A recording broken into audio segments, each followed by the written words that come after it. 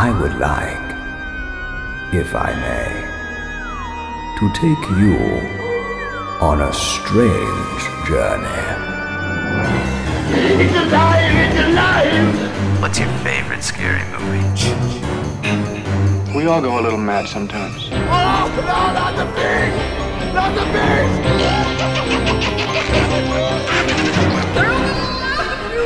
This is my boomstick!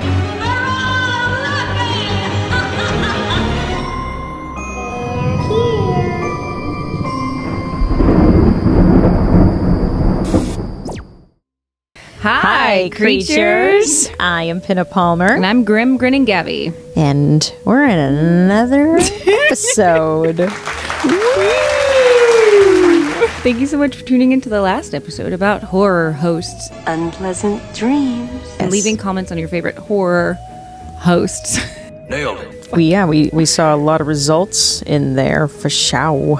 In our itinerary, you guys, I am looking here at the results that you all put down in our polls, and you guys voted. The results are in. Did Elvira copy Vampira? And y'all said 51% said, oh yes. You copy my look! 49% said, absolutely not. So I would say a lot of you guys said yes. You guys think Elvira copied Vampira, which I agree with. Because then you know you won't have to sit through a sequel. But we won't tell Elvira that. And then we put, now choose Elvira or Vampira. The results are in. You guys voted 56% Elvira, winning hard. Let's show Elvira exactly what she's inherited. Vampira was only 8%, and then there was another one put in there that said, I can't decide. That was 36%. So you guys just couldn't choose between our horror hostesses. Understandable, but majority of you liked Elvira. But you also think she is a cheating rat bastard stealing woman. Put her in jail, boys. I also read a comment that somebody confirmed that Vincent Price is considered a horror host, and majority, though, in Canada, when he did, like, a certain thing. And I didn't know he was involved with Canada at any point in time. Am I dumb? Goddamn native Canadians. Didn't know. So, learned something new from you guys, and I hope you guys learned something new from maybe us. Not a damn thing. If you guys aren't aware, we have a pun sound effect. Gabby. Hit it again. Yeah. And usually when we have a pun or a joke of some kind, we hit it. And we hit it good. And sometimes it's a terrible pun, or not even a pun, but we just like hitting it. Yeah. So that's our show. Thanks for coming. Moving on. For this week's episode, what are we going to talk about? We're going to talk about forgot. Our favorite. Idiot. We're going to talk about one of our most favorite things. Horror musicals.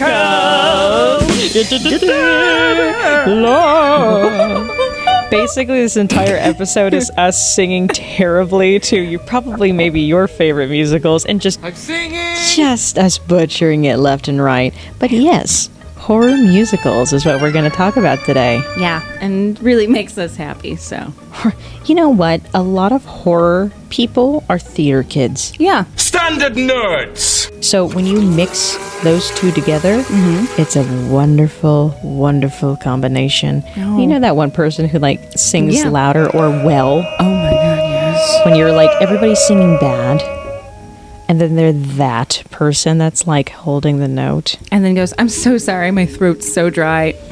I just, ugh. And this is not an acoustic environment that's suitable to request this from me. Or they take a high note at happy birthday. Yeah. Go yourself. What are you doing? Get Language. Apparently, I'm really impressed by this. Because you know why? We have been around too many people that have done that. Next. So yeah, we're going to talk about horror musicals because when horrors and musicals, although they may seem like a wacky combo, because it's created some really iconic and moments. What's that word? Pop cult. culture. And cult classics. There it is. Right. You did it! So we're going to talk about horror movie musicals first before we go into horror Broadway, off-Broadway stage musicals. Musicals, yeah. It's a musical, Pop, a great musical. All the theater kids' buttholes just puckered like, I hope they talk about zombie prom. Zombie, hey, hey. What do you want to begin with? Okay, have you ever seen 1974 Phantom of Paradise? Absolutely not. Oh my god. Phantom of the Paradise. So Phantom of Paradise, for anyone that hasn't watched it, picture Rocky Horror Picture Show and the Phantom of Opera had a rock baby. What type of music would you compare it to? It's rock, so it's closer to Rocky Horror Picture Show. Like Jesus Christ Superstar? Yeah. What else you got? What else you got? We got 1975. What are we named after? The Rocky Horror Picture Show. Hyperventilating. I think this is my most watched musical ever. I think I've seen this musical the most out of anything in my life. How about that? Clearly we like it. Look at our name. The Talky Horror Podcast Show instead of the Rocky Horror not Rocky Horror Podcast. You're stupid. The Rocky Horror Picture Show. Idiot. But Richard O'Brien, did you guys know, fun fact. Is it fun? Richard O'Brien, I didn't know what he looked like or who he was. At this early in the age, I was watching a movie called Ever After.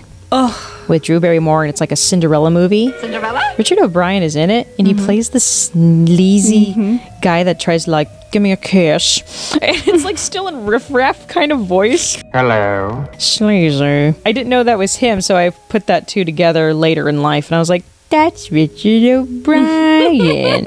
Fun fact. It premiered in the Royal Court Theatre in 1973 before it became a movie in 75. Right. I wasn't allowed to watch it, so I snuck into Andrea's room while she was watching it, and I watched it. My dad showed me Rocky Horror Picture Show, and my dad has the cassette vinyl tapes of it, and I have it down there below in my room. Let me go down to the basement.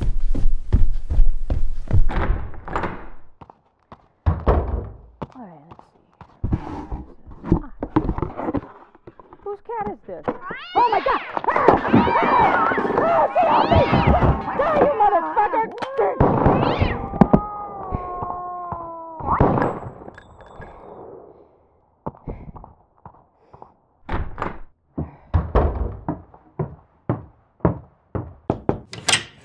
Here we go. Oh, thank you. And it's right here. It's beautiful.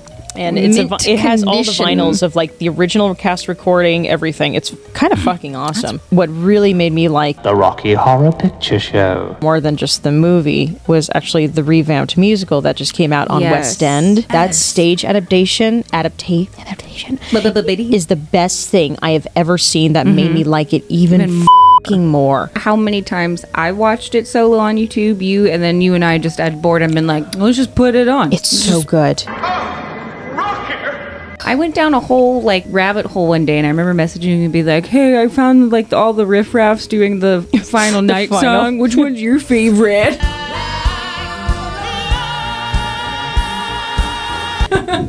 Actually, here's a boasting moment. Riffraff. He's the one in that show recording that we have of the anniversary. Yes. That motherfucker follows me. Okay. Jealous? Jealous? I followed him first. I'm not going to act like he sought me out with my beautiful singing voice. I've been a bad, bad girl. There's no way in hell. That's my stroke of ego. Riff-raff. Cartman? Not only was a rock musical, which was very kind of on point though for the 1970s, I must say, but it has now become one of the biggest cult classic movies in the world. When you type in cult classic, everybody, just go on the internet, type in cult classic movies. The first one that pops up is what? Rocky Horror Picture Show. #1 cult movie I would consider in the world because it is just strange and unusual. Strange and unusual. There's nothing else like it. There are things that come close to it, which we will get to a little bit later. Yeah. But there is nothing else like it. The genius of Tim Curry and Richard O'Brien put together. It did start off as a stage play, and then it worked its way up to a very small budget film that they filmed out there in England. It's just a British way. I just fell in love with it because I thought I loved this everything, and then finally my sisters and I would sing it off key. And it was just like, yeah, a family thing. We love that. It's Rocky Horror Picture Show to the point now it's become such a cult icon that people have shadow casts of it. And if you guys don't know what shadow casts are, these are production, like little small theater groups with some kind of movie screen or just backdrop. And they will play the movie of Rocky Horror Picture Show. And then there will be people on stage acting it out. Not on mic, but they're just kind of like... They're dancing. Dubbing. They're kind of doing the movements, some good, some not so good. The audience has now become this audience participation, not only in the movie, but actually in the theater, too. They will scream out obscenities, or they'll throw popcorn. They bring newspapers, umbrellas, water when guns. it rains at the beginning. It's fascinating.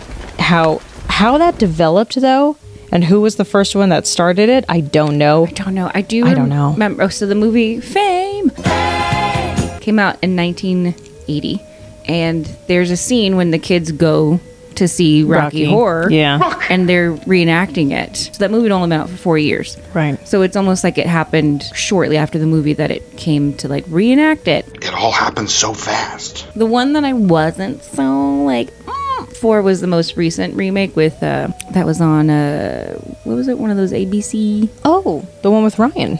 Yeah, right.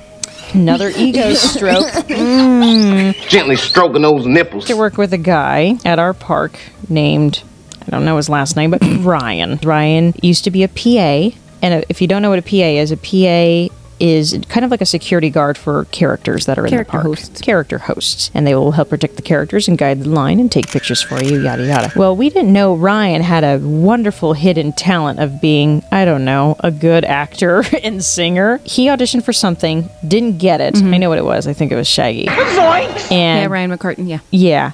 And he didn't get it, and then he quit Universal, and then as soon as he quit Universal, I quit. He got famous. Right? I'll show all of you. He got Disney Channel, started dating Dove Cameron. Then he was in Heathers, the musical, originated. So, Veronica, open the door, please. Veronica, open the door. That's Ryan. And then he's Fiyero on Broadway. He's, what's his name, in Frozen, the musical, Broadway. And he was in the revival of Rocky Horror Picture Show Live, which was cool to see him in. You know, I think he's a great Brad, and he sang it wonderfully. Yeah. Damn it, Janet. So I love Rocky Horror, but the one that I probably watched so much, Little Shop of Horrors. So I remember I watched the 1960 film with my mom. Oh. That one's dark, but it has a young Jack Nicholson in it. Here's Johnny. It opened on Broadway in 1982, and then in 1986, Rick Moranis. Yes. Came in as Seymour. He's so cute. He's adorable. That's so perfect. You got nothing to be ashamed of? I've always wanted to be a doo-wop girl. I understand. It may never happen. In fact, I loved it so much that in high school, junior high, I did a lot of theater competitions. What? Me? I know. You did what? And so one of the competitions we did was a lip-syncing competition. Oh, hell And I yeah. convinced my friends Lorenzo and Richard To lip sync for your life. to do a song with me. And I said, just Which trust me on was? this. Dentist. You'll be a dentist. So I was the dentist, and I got these two junior high football players to dress up as my doo-wop girls. What did he say? You said my mama said. They put on wigs. They were all for it. I was a drag king. They were beautiful drag queens. Oh. And this was in 7th grade, but we placed 3rd, and I was so proud of them because they got into it. You ain't first, you're last. Fun fact, too. No, I don't know anybody in this movie. I am not going to claim I do. No. I have made no contact with any of these people. I knew Audrey too back in high school. Feed me. I'm going to say this. I think, and y'all could shoot me if you disagree. Go ahead. I think that Little Shop of Horrors has one of the best musical openings ever. Ever. There's something about that big drum roll that has that narrator, once there was, like this very, very cool kind of 1960s kind of newscaster, and it fell from space, and it's very kind of almost like pulp art. Encountered a deadly threat to its very existence. And then you have the urchins. These girls just wail. And it's just the three of them. And it's just the opening act, but there's just something about that act while the stage is coming alive. Yep. It sucks you in from the beginning. Goosebumps. I have goosebumps right now just fucking talking about it. Look at me. Look. I see you. And they are goosey and bumpy. Oh, wow. So do you agree with me, or are you going to shoot me? I'm not going to shoot you. Not for this, because I agree with you. Okay. I will put the gun back. Jake Gyllenhaal was one. He was one. Suddenly Seymour. Which I'm like, Jake Gyllenhaal playing Seymour? Get out of here. Get out. You get out right now. Goodbye.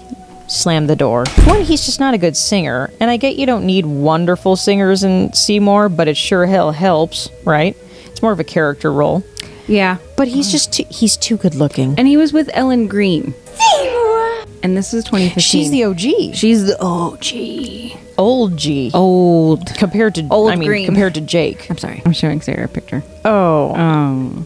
Nothing wrong with the cougars. He's too good looking for Seymour. He's exceptionally hot. No, he's too good looking, and they just shove weird geeky glasses on him, and they just go, yeah, that'll do. I'm not impressed. That'll do, pig. It's like sticking Batman villains. They all have disheveled hair and glasses, look, and then they transform. It's the same thing. Batman. It's the same thing. I'm not impressed, everybody. I'm just not. Next. Moving on. Did you ever watch the 1993 Cannibal, the musical? Okay. Oklahoma comes the first intelligent film about cannibalism. I have only watched about 15 minutes of it, and it's a poor quality musical about a Western. It's so bad that I had to turn it off. I did not like the music. Nothing grabbed me about it, which is shocking because usually Trey Parker and Matt Stone, or whatever their names are, do incredible work. I love South Park musicals whenever they do it. I'm sure he'd kick an ass or two. That's what Brian Boitano do. And the Book of Mormon. Right. And they're developing another one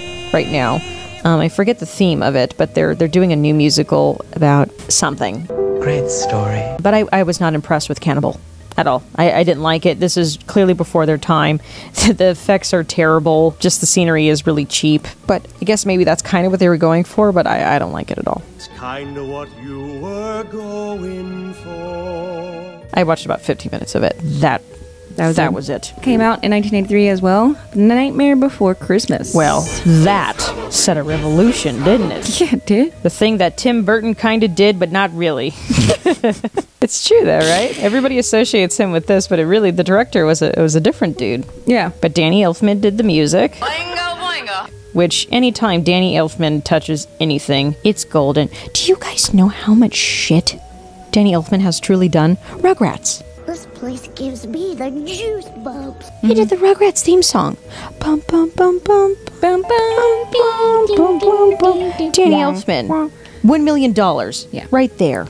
The director was Henry Selick. Yeah. And the story was by Tim Burton. I watched this little short documentary on The Nightmare Before Christmas, and the woman that kind of was designing the characters, the first time she designed Sally voluptuous. Oh. I mean, boobalicious, buttalicious, almost like this va-va-voom kind of vixen type character. And then Tim kind of came in and was like, let's kind of soften her up, make her seem a little bit more innocent. Maybe she was like built like Jessica Rabbit. Like that's how originally. That would have been a whole different story. Just imagine that falling off of the dang, jumping out of the dang window and landing. She wouldn't land right. Just she'd be sewing her boob back together instead of her leg. It would be a different story. I think Jack wouldn't have any problem. He would listen to her immediately. Sally, I need your help. more than anyone. Because when she goes, have you noticed? Yes, I have noticed. Perfect. That's splendid. Also, I don't think the doctor. I forget the doctor's name, but Sally. Yeah, I don't think he would have locked her in towers had she looked like that. You're mine, you know. I think he would have double locked her up there. Nobody's seeing these. Stroke my ego. Oh my God. I know. Ken Page, I don't know if you know him. He's the voice of Oogie Boogie. Ooh, I'm really scared. He was one of our vocal teachers. Yeah, I had a class with him, so. Oh. You're joking. You're joking. And then he spoke at our graduation, so. So Oogie Boogie. Oogie Boogie. He's like, well, Oogie Boogie. Graduates here. How lucky, huh? Ooh, you did it this year. That was real good. Thank you. Thank you so much. Yes. I went to that school too. You did not. And he also taught. You're a liar. I didn't go to You college. didn't go there. School is for fools. Look at me. And I mean, that's pretty f***ing cool though. Yeah. In the class, we walked in and he started doing all of his things. He goes, I might be known more for... And then went into Oogie Boogie, and my dumbass was like, "You're Oogie Boogie." Let me raise my hand. Yes, you're Oogie Boogie. Correct. Thank you so much. Oogie Boogie. You're joking. You're joking. You just got your degree. I'm very proud of you right now. Thank you. It's the cookies. The cookies are hitting me hard right now. But you know, Gabby's cool. And I'm not, so now I'm just going to take this ladder. No. I'm going to put it up Sarah. against the bridge. No. And I'm going to jump off. Sarah, not the ladder. Goodbye, everybody. No, Sarah. Here I go. Sarah, no! Goodbye.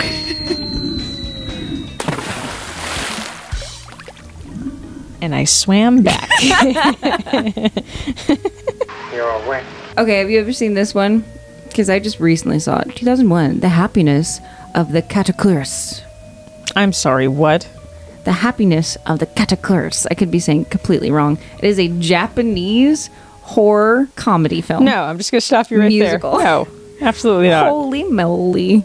It is bizarre. But there's a dance scene they do when they open the door and they're dead because it has to do with zombies also. Oh, well. Zombie. And it's the family, and they do a whole dance scene, and they're singing, and they're passing this knife around that the guy was stabbed in the neck, and they pull it, and then they put it back in his neck. Then there's, like, a girl's eating soup, and she pulls out this weird, like, angel dummy, and she starts screaming in the back of her neck, or back of her throat, the uvula has a heart, and the dummy gets excited, and, like, rips it out, and then a song plays. It's one of those movies you're like, what did I just watch? But what at the did I same just time, hear? both. At the same time, though, you cannot tell me Look this it up. out of The context happiness without any out of imagery. Katakurs. You just started talking about a uvula and angel Okay. dummy. I don't know what the hell any of that is. I know I've clearly never seen that. What did she just say? Are you kidding me? I'm not. Because the beginning picture, they're supposed to make it look like you're gonna laugh. Show Sound me. of Music.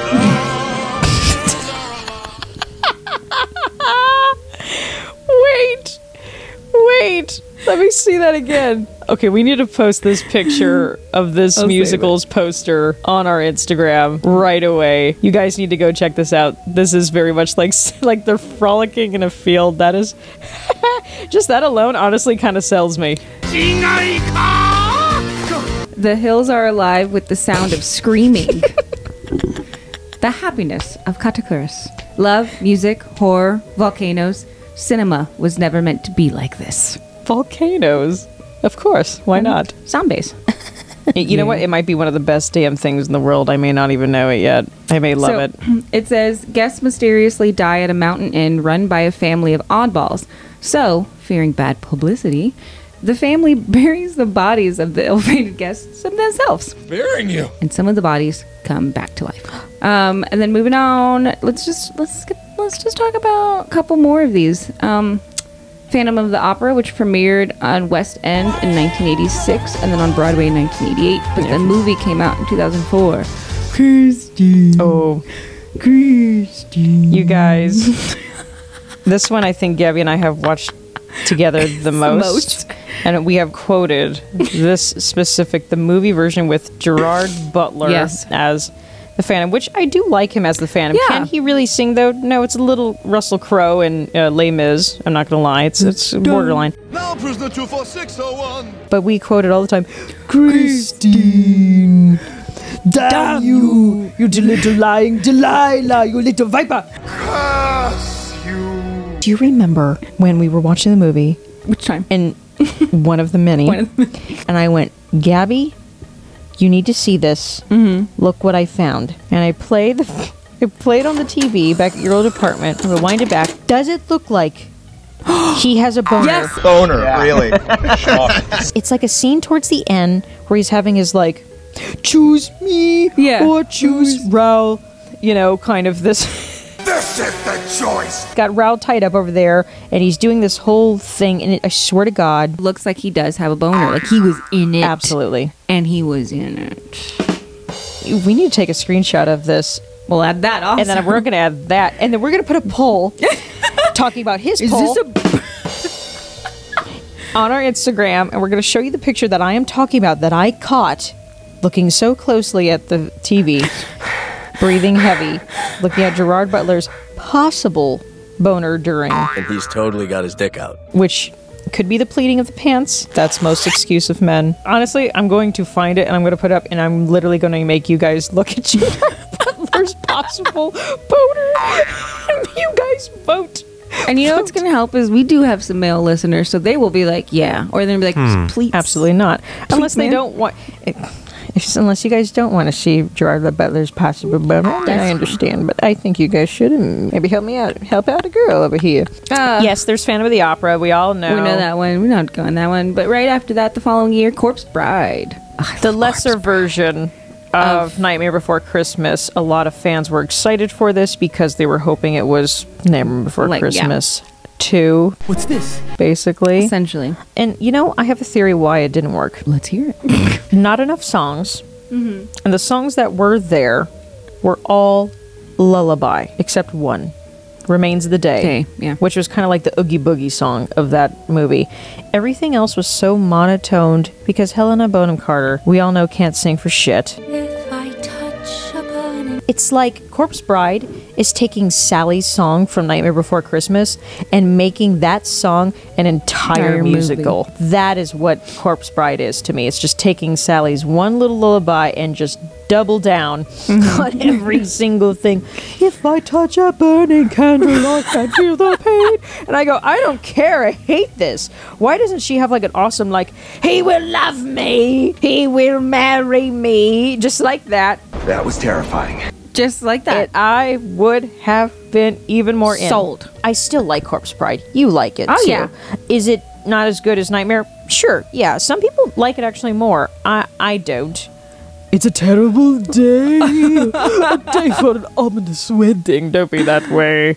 I mean, there's a couple moments in it that I like. It just falls a little bit short at the end for me. Yeah. And she just disappears into butterflies. Supposed to be okay with goodbye, Victor.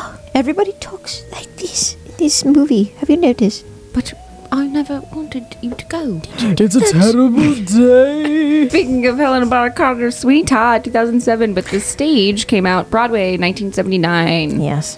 With Angela Lansbury. Taylor's oldest time. And if you guys don't know who Angela Lansbury is, this is Langela. Angela Lansbury.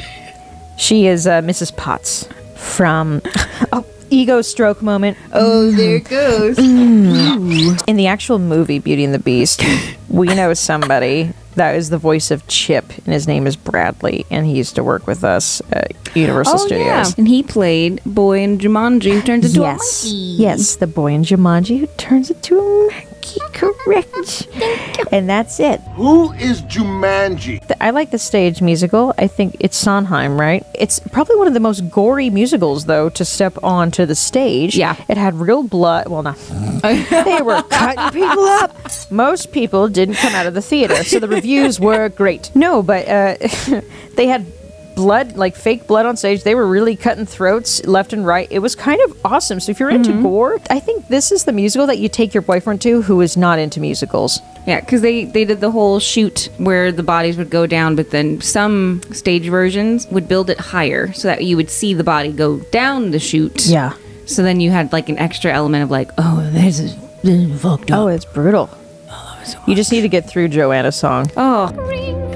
Turn it off, for God's sake, turn it off! For me, the other one that kills me is his stalker song. I feel you, Joanna. I like you Joanna. Like that though. I like a man like looking at me stalker. through my window as I'm just peering out into the abyss. Singing about how he wants to touch He's you just and peeking. feel you. But I leave the window open a little bit so he can see me. I'm the nurse that closes the curtain. You got your cold. Get away from the window, Joanna. And you're like, fuck off. Someone's singing to me right My now. tits out. That's how I sit out the window. What's she doing out the window? My one tit is just out, and I'm just like peering out to nothing, hoping he's around, just nonchalantly like knitting while my tits are out. Oh, I hope he comes by, that boy again. Did Sweeney Todd? But then they came out with a movie. Tim Burton again. Honestly, I think who steals the show of this movie is Sacha Baron Cohen. Oh, as yeah. the Italian. The scammer. Barocchi, I forget his name, but it's a B. My name is Borat. Biarvelli. It's a P. Pirelli. It's a B. That's all, folks. I think he really steals that movie. Alan Rickman is in it, which doesn't do a bad singing job, surprisingly. And Johnny Depp's in it, of course, with Helena Bonham Carter, his typical go-tos that he likes. And you know what, guys? It's not bad. It's not bad. No, I actually don't mind. Sweeney Todd. Yeah. No. With you, my friend, and you've come home. That's my Johnny Depp. That's really good. I was like, woo. Thank you. I should have been it. Should have been me. With my tit out. That is the voice of an angel. Meat pies! Meat pies. And me meat pies. Sarah's meat pies out in the window Looking again. with your eyes with my meat pies. Sarah, the next one is our favorite. What is it? 2008. Repo. Yeah! Repo. This is the musical Repo the Genetic Opera, which is weird. There was another movie that came out at that time that was literally called The Repo Man. Oh, yeah. And I got those two mixed up because when I first typed in The Repo and then I started watching Repo, it was like this murder movie about like a repo man. I was like, this isn't a musical. You know this isn't a musical. But this is the musical that I think is the closest thing to the modern day Rocky Horror Picture Show, where this has even developed a shadow cast as well for Repo the Genetic Opera. The guy from Buffy, the Vampire Slayer, in this, Giles. Anthony Head. He plays the Repo Man, the father. And what's her name from Spy Kids is in it as the daughter. You should know her name. You had to say it. Oh my God. A stroking moment of Sarah's. So I was doing Grinchmas. The Grinch! Playing said character, and it was media event, and Alexa, her name is Alexa. Yeah. And I had to announce them on stage. It was her and her boyfriend, who was from Big Time Rush, or husband at this time, and they both took on each other's names where they put them together. And all I had to say was like, and from this place and this movie, here they are, Alexa something something and Alexa Penavega. That's all I had to damn say. And my dumb ass was so nervous because they just gave me the names, and apparently I can't do Spanish. I got everything right except at the very end I was like, Vega Pena! On national television. Proudly clap. Idiot! You can literally look this up online. It's like Grinchmas 2012. Something. Alexa Pena Vega. You could watch me screw up in front of thousands of people and just with a smile on my face. I had one job to do. One job! So that's how I know Alexa Pena Vega from Spy Kids. Very nice. No complaints about her. She's even more beautiful in person. It's just, it's got the original Christine Daae. Yes, in Sarah it. Brightman. Yes, Sarah Brightman from Phantom of the Opera. And Bill Moseley. Bill Moseley from Devil's Rejects, House of a Thousand Corpses, Texas Chainsaw Massacre, Bill Moseley. And it has Paris Hilton in it. Yes. Oh, yes, as Bill Moseley's sister, one of his siblings. There's another one that plays Pavi, and he plays Luigi, who is a brother of a very rich millionaire man, and who has intense rage, while Pavi is a sexual deviant and keeps changing his face over and over. The most dashing, fancy snatching. And then Amber Sweet, played by, yes, everybody, Paris Hilton. Damn that Paris Hilton. Is singing in this musical. Paris Hilton. And is it good? No, it's not. But I love her. Wait, did you know Tobin Bell was in this movie? Who's Tobin? Jigsaw. I want to play a game. As what? Just in the movie. Where? They put him in the back? He's just waving. Post-apocalyptic kind of musical, rock musical, kind of, it's for goth kids. This is like the goth scene era. Freaks of the world, unite! Got this cyberpunk kind of vibe, cyber goth vibes to it. Hardcore goth. Movie where they need plastic surgery has become almost like a fashion statement, and a lot of people are getting it and they can't afford it, and if they can't afford it within a certain amount of time, then the repo man comes and takes their organs. And since it is a post-apocalyptic world, people's organs are failing much more quickly, so they get their surgery done. And in order to get it done and quickly, where you can literally go out the next day, there is this drug called Zydrate. Zydrate comes in a little glass vial. And Zydrate is this miracle drug that can make you feel amazing in 2 seconds. Best drug on the market at this time. But where you get this type of drug sometimes is when there is a market, a sub-market grows, which is a quote from it, and you can get it from all the dead bodies that used to have it, and that's what the grave robber is in there for. And he's taking and selling it on like the black market. It's a great storyline. Yeah. Really fun twist. Very eerie. Very gory. Very gory. Fun music. I think I sing almost all the songs. I sing as Pavi. The most chanting, panty snatching. Mark It Up is one of my favorite songs, and it's a terrible song, but I love it so much. That's all the characters do. The siblings have their moments. They have their, like, where the dad, brothers? He left me in charge, sister. Pavi, shut the up. And then these same people came out with another horror musical called The Devil's Carnival a little bit later on. Way less known. Not so much talked about. Music is not as good. It's kind of like a weird storyteller, and then this kind of hell of like this freak show kind of carnival cursed people on this. And I watched some pieces of it. I like the character Scorpion, and who's like this greaser boy who throws knives and shit and kills one of the girls. You're a tough little tadpole to love. I don't know if you know these two. Have you ever seen the movie Stage Fright? No. Came out in 2014. No. Oh my god, it's got Minnie Driver in it and Meatloaf. Meatloaf. Yes. So this is, Rest if in you peace. haven't seen this, Sarah, you're gonna love it. Stage Fright. Minnie Driver played a Broadway diva. Her kids come to see her, and then she's murdered. And it's kind of like she was doing a Phantom of the Opera-esque show. Okay. So she's murdered. Her daughter goes to summer camp, but not just any summer camp. Musical theater summer camp. Oh my god. Here at Camp Chippewa. And that camp does the show that her mother died in. These just random songs burst out of nowhere, including dance numbers. I love it. Meatloaf's in it. Minnie Driver. I You're just love like, where Meatloaf. did that come from? I will do anything for love. And then have you ever seen 2018 Anna and the Apocalypse? Okay. No. Horror, Christmas, comedy, musical. Awesome. It is very much like Shaun of the Dead. It's a zombies. It's a 2017 British Christmas zombie musical film. Feels different than before. And it's won like BAFTA awards. And then the zombies. I A wonder zombie that's how they sold it. starts, and so they have to go through the zombie during Christmas time, killing with candy canes and whatnot. Absolutely. What are some horror musicals on Broadway and stage that you love? I feel like I know a few. My favorite random horror musical that happened that I was absolutely obsessed with at one point in time, and probably still am obsessed with, is Evil Dead, You the still are. musical. Groovy. Absolutely obsessed with it, yeah. That damn show had me laughing on my f***ing floor. I'm an S-Mart employee.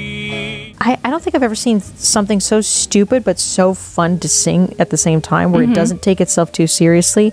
And if you guys got to happen to see Evil Dead the musical, usually, especially in Vegas when they had a Regency there for a little bit, the front row, they would give you like tarps and like plastic bags to put over yourself, because the front rows were kind of like the wet seats, they would call it, and they would literally douse these people in f***ing blood.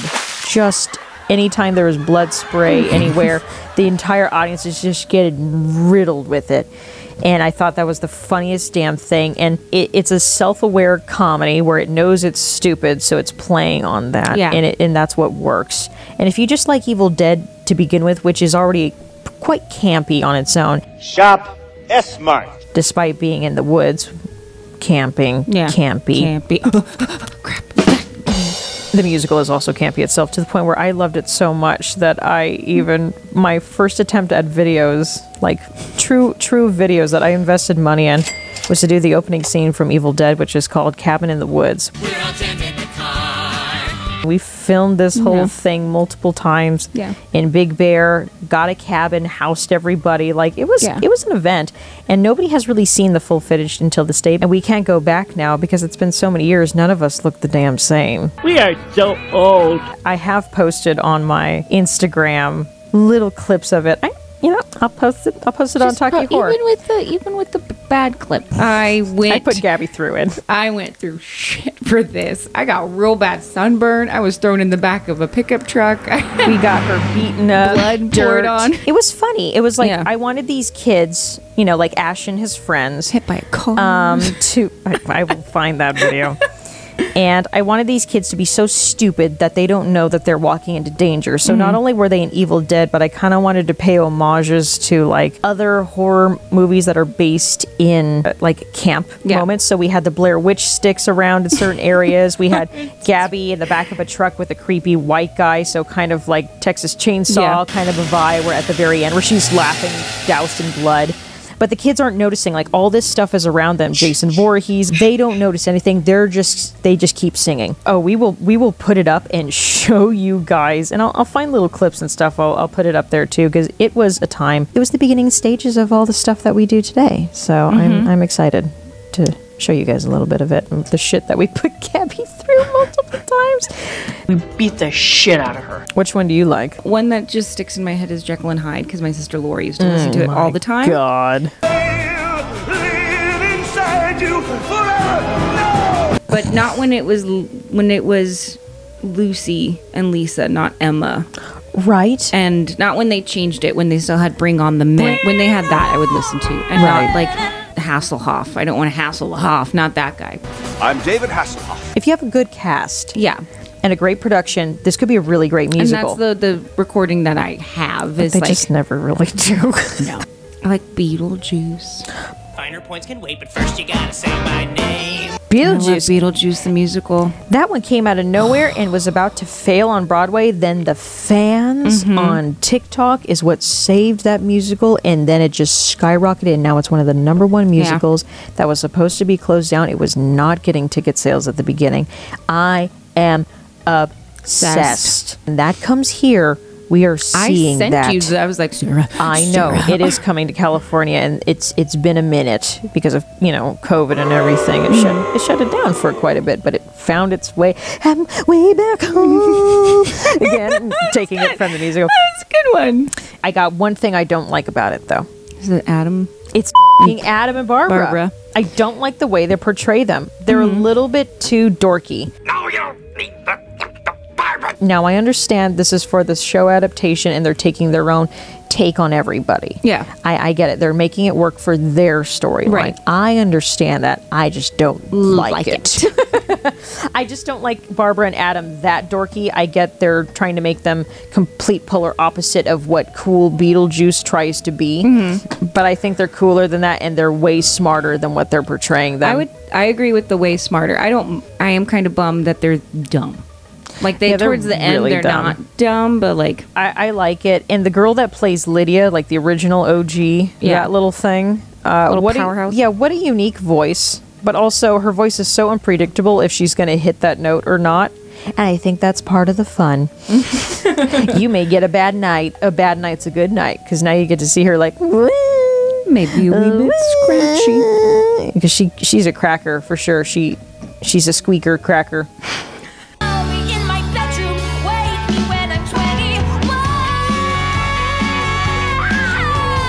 But Beetlejuice definitely. I mean, Young Frankenstein. That's Frankenstein. It's more just comedy, but Heathers. Would you consider Heathers horror? No, not really. I mean, Lestat's there. Carrie only lasts for 3 days, and they try to bring it back. I love Carrie. That's not my name. Stroking ego moment. Derek Klena, who I used to grow up with, and we were in the same high school. I used to hang out with his sister at his house. Derek Klena. Bigger that you're stroking. I'm stroking it so hard. I used to hang out with him back in the damn day. Best buddies, sleep over at their house. That motherfucker's on Broadway now, and he's played Fiyero. But he was originally in the cast of Carrie, and he played Bobby, the nice one that takes Carrie out to prom. He plays that. Now he's in Moulin Rouge. He's the guy who subbed in. Oh, that's right. Took over what's his name's role. Hey, you know what?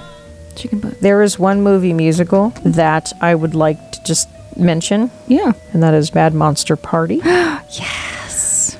Mad Monster Party. It's another stop animation. Same people who made like Rudolph the Red-Nosed Reindeer and, you know, Santa Claus is Coming to Town stop animation movies from like the 1960s. This is their Halloween one that they did. Lovable creature. And one of my favorite characters in it ever. If you guys think with my red hair, I'm like trying to be Jessica Rabbit. No. Wrong. I'm trying to be Francesca. You creep. If you guys haven't seen this movie, please do it now. Find it somewhere. It is called Mad Monster Party from the 1960s. It's got Phyllis Diller in it. Boris Karloff, and he plays Dr. Frankenstein. It's a stop animation. It's got silly music in it. It has all the classic monsters in it, revamped. I wish more people knew about that. But it went under the radar. There's just a lot of music. It's like Bat Boy. I love Bad Boy. Bad Boy's so There is a good. weird animal orgy in it that doesn't need to be in it at all, but it's there with like this weird pan goat man character. It's Man Bear Pig. And I'll never forget seeing that in high school. They did Casper. They did Casper. Yeah, some of these don't last, but I was looking at a list of things. The Fly. What are they doing? What are they? The Fly. Get more. That's about Edgar Allan Poe. Edgar Allan Poe. I mean, you have Addams Family. Oh yeah, Addams Family. When you're an Addams. That was my snap. When you're an Addams. When you're an Addams, you need to have a little moonlight. I don't like that opening. I like Nathan Lane, so he can do no wrong in my eyes. Even if he's drunk, I don't care. Could we even talk about... We can talk about whatever we want. It's our show. That's right. That's right. Well then, can we just talk about how polarizing Thriller was back in the 1980s? How it scared the shit out of me? Well, it was a revolution not only for horror shit, for just music videos in general. Like Michael put it on the damn map with that damn song. Damn! Double damn! Oh yeah. Everybody knows Thriller. Shoulder. Slide. Shoulder. Clap. Hit. That's like the Indian version. Kalima. Ha ha ha. Kalima. Like, I forget what he says, but it's something along the lines of that. I'm going to put that on our page too. The Indian guy dressed as Thriller. I consider kind of like a slight movie musical. Yeah, in a way. It was like a video. A short. Yeah, totally. And that was frightening. I think that's about it for what we have to talk about, right, Gabby? Yeah, I would say. Right. Thank God. Gabby, go ahead. Yeah, go ahead and leave a nice comment down in the comment area. Wonderful. Never mind. Get somebody else. Fire her. Out the door you go. Goodbye. So leave a comment down below letting us know what your favorite movie musical or stage musical. We want to know what you think. And then on Instagram we will have a poll. A poll of his poll. And as well as asking you guys, do you like horror musicals as much as Sarah and I do? No. Our next episode, just to get you guys ready, is going to be Unpopular Opinion. Ooh, unpopular opinion. We're about to crush your dreams if you like a certain movie. Unpopular. I don't know why we think we're popular. Popular. Is it possible to become unpopular? I think with us, yes. Go check us out on our Instagram at what, Gabby? _ Talky Horror Podcast _ Yeah, on Instagram. And we will see you creatures next time. Bye. Bye. We really need to pick up. Christy.